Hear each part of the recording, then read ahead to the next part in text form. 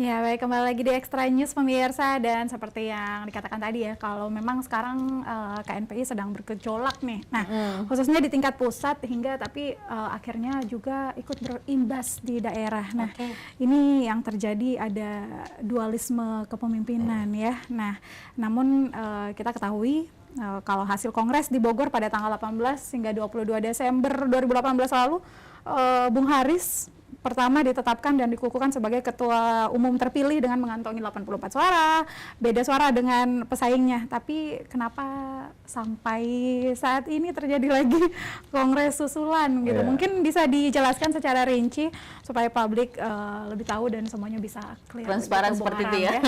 Iya, jadi pertama saya mesti jelaskan bahwa dualisme yang ada di Sulawesi Selatan itu bukan karena hadirnya Arham sebagai ketua DPD KNPI Sulsel. Memang dualisme ini sudah ada dari pusat. Tadi sudah disampaikan sesuai informasinya, memang sudah seperti itu. Ada kongres yang kemudian dilaksanakan di Bogor, hasil kongres sudah ada, ketua umumnya Bung Haris pertama, lalu kemudian mendadak dalam beberapa minggu setelahnya ada kongres lanjutan, dan saya kira KNPI selain kami yang ada di Sulawesi Selatan itulah yang menjadi turunannya yang ada. Tapi bagi kami seperti ini, bagi kami adalah bukan persoalan 2, 3, 4, 17 KNPI di Sulawesi Selatan. Bagi kami yang terpenting adalah seberapa besar kontribusi kami sebagai KNPI untuk kemajuan dan kemaslahatan masyarakat Sulawesi Selatan. Saya kira itu yang menjadi poin. Karena kalau kami berbicara mengenai siapa yang benar, siapa yang sah, siapa yang tidak sah, saya kira bisa panjang ya. Bisa berpolemik. Bisa berpolemik. Ceritanya juga akan berbeda lagi ya. Saya kira kami memahami betul bahwa yang namanya urusan organisasi itu tidak ada kebenaran yang mutlak. Yang ada kedaulatan masing-masing kami untuk memilih yang mana yang kami yakini benar. Oleh karena itu kami tidak pernah berpikir untuk memaksakan orang lain memilih yang kami yakini, dan begitu pun juga sebaliknya. Baik. Nah, sebagai ketua di DPD KNPI Sulsel tentunya banyak sekali jiwa semangat para pemuda di luar sana, khususnya pemuda di Provinsi Sulawesi Selatan ini. Kalau menurut Bung Arham sendiri melihatnya semangat dari pemuda di Sulawesi Selatan ini seperti apa sih, Bung Arham? Ya, saya kira kalau kita lihat sejarah, memang Sulawesi Selatan ini mencetak banyak pemimpin-pemimpin nasional. Banyak pemimpin-pemimpin di tingkat nasional yang berintegritas juga lahir dari Sulawesi Selatan. Dan saya kira inilah yang menjadi tanggung jawab kami di KNPI untuk memastikan bibit-bibit ya, pemimpin nasional di Sulawesi Selatan ini tidak habis.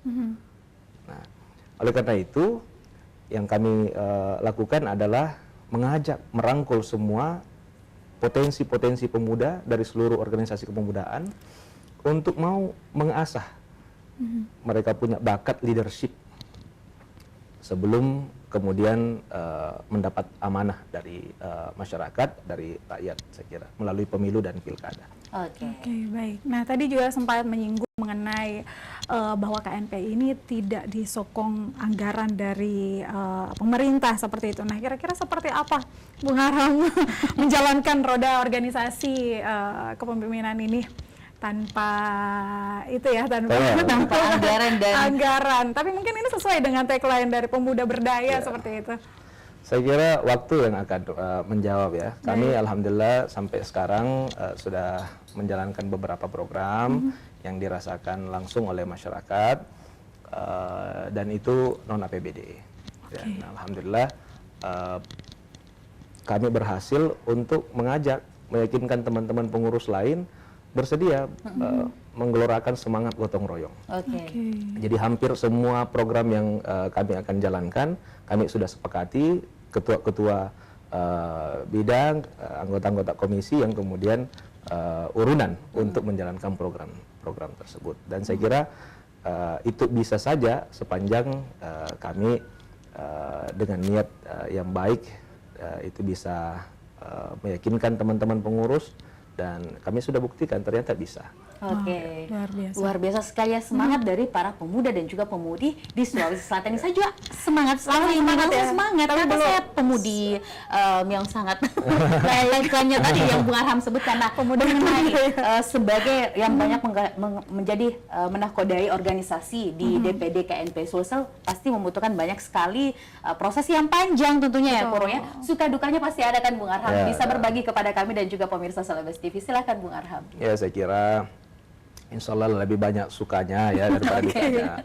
Yang kami harap atau mungkin menjadi harapan kami bagi pemerintah Provinsi Sulawesi Selatan, terkhusus kepada Ayahanda Gubernur Provinsi Sulawesi Selatan untuk bersikap atau mengambil sikap yang fair, merangkul semua elemen pemuda. Kami hadir bukan untuk berhadapan dengan pemerintah Provinsi Sulawesi Selatan. Kami hadir untuk membantu Gubernur Provinsi Sulawesi Selatan, Pak Prof. Nurdin Abdullah, meraih kesuksesan dalam memimpin Sulawesi Selatan. Mendukung Sulsel Berjaya tentunya juga. Berjaya. Jadi apa gagasan dari Bung Arham untuk mendukung gerakan ini, Sulsel Berjaya? Ya, kami tadi saya sudah sampaikan di awal bahwa kami sekarang sudah menjalankan beberapa program. Baik. Antara lain yang sekarang ini kami coba maksimalkan adalah Kebun Pemuda. Kebun Pemuda ini kami sudah launching di Kabupaten Luwu. Tanahnya dihibahkan oleh tokoh masyarakat yang ada di sana. Yang mengelola adalah generasi muda yang ada di sana. Dan kami berharap Kebun Pemuda ini ada di 24 kabupaten kota. Kalau di Kota Makassar mungkin nanti bisa berbeda ya konsepnya. Tapi insya Allah di beberapa kabupaten, katakanlah 21 kabupaten yang ada di Sulawesi Selatan itu bisa hadir yang namanya Kebun Pemuda. Tujuannya apa? Tujuannya untuk memastikan teman-teman generasi muda yang ada di desa ini mau memanfaatkan potensi sumber daya alam yang ada. Membudidayakan juga seperti itu. Ya, kenapa? Karena kami beberapa kali kunjungan ke daerah agak ada yang miris. Yang miris itu kami ke dataran tinggi. Ada yang menjual sayur itu datang dari dataran rendah. Sementara kalau kami lihat geografisnya, ini kalau lahannya ya diberdayakan, masyarakat di atas itu tidak perlu beli sayur ya, justru harusnya menjadi memproduksi sayur. Jadi inilah yang saya anggap menjadi tantangan kami sebagai generasi muda di Sulawesi Selatan ke depan. Tentunya masih ditunggu lagi ya gagasan-gagasan lainnya. Selain mengunjungi beberapa daerah, yang paling miris menurut Bung Arham sendiri ini di daerah mana sih, Bung? Ya, kalau tentu saja kalau sekarang ya kami bersyukur betul kepada Bapak Gubernur ya.